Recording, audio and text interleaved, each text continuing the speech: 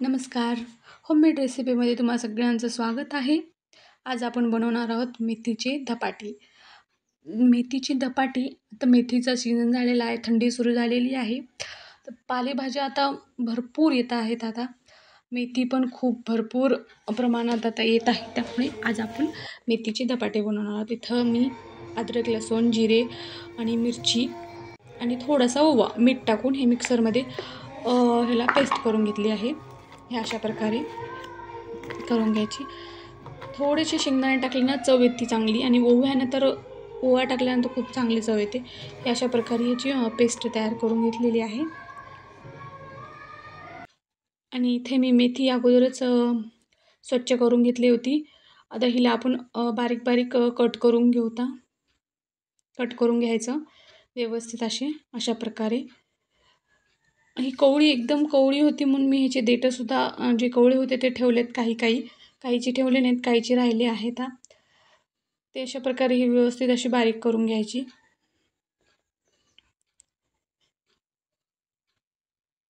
हे बघा अशा प्रकारे झालेली आहे मस्त मेथी बारीक. आता इथे मी इथं गव्हाचं पीठ 2 वाटी घेतलेले आहे, आणि छोटी वाटी आपलं चणा डाळीचं पीठ घेतलेलं आहे 1 वाटी. चणा डाळीने अशी थोडीशी त्याच्यामध्ये खुसखुशीत असं खमंग अशी चव येते, त्यामुळे ते पीठ टाकलेलं आहे. आणि आपण जे मिश्रण तयार केलं होतं, अद्रक लसूणचं पेस्ट वगैरे, ते सगळं हिरवी मिरची ह्यामध्ये टाकून घ्यायची. ते अशा प्रकारे टाकून व्यवस्थित मिक्स करायचं, ह्याला एकजीव करून घ्यायचं. आणि जी आपण मेथी बारीक कट केली होती ती पण टाकायची ह्यामध्ये. टाकून व्यवस्थित ह्याला पण मिक्स करायचं चांगल्या प्रकारे. आणि वरून आपले जे बेसिक मसाले असतात ते टाकायचे. हळद, थोडासा मीठ, गरम मसाला टाकला थोडासा, चव येते अलग. आणि तीळ, पांढरे तीळ आणि 2 चम्मच तेल टाकले आहे. आणि ह्यामध्ये थोडं थोडं पाणी टाकून ह्याचं चांगलं असं ह्याला व्यवस्थित असं चुरून घ्यायचं. हे अशा प्रकारे इथं रेडी झालेलं आहे. इथं चुरून झालं आपलं. हे अशा प्रकारे एक चांगला डो तयार करून घ्यायचा. आणि थोड्या वेळाने मी इथे 10 मिनटं ठेवले होते मी रेस्ट करायला. मग नंतर घेतले याचे छोटे छोटे असे गोळे करून ह्याला लाटून घ्यायचं व्यवस्थित. मस्त आपले थालीपीठ रेडी होतात इथे. थोडंसं पीठ लावून ह्याला व्यवस्थित लाटून घ्यायचं.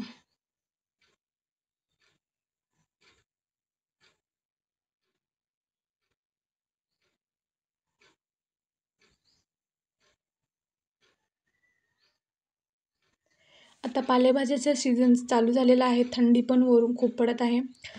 ह्या भाज्या आपल्यासाठी खूप पौष्टिक आणि चांगल्या असतात. हिवाळ्यामध्ये येतात खूप चांगल्या. हे बघा एवढ्या असं ह्या पद्धतीने मी लाटून घेतलेलं आहे. आणि थोडंसं तेल टाकले आहे तव्यावर. आणि मग थालीपीठ टाकत आहे आपलं.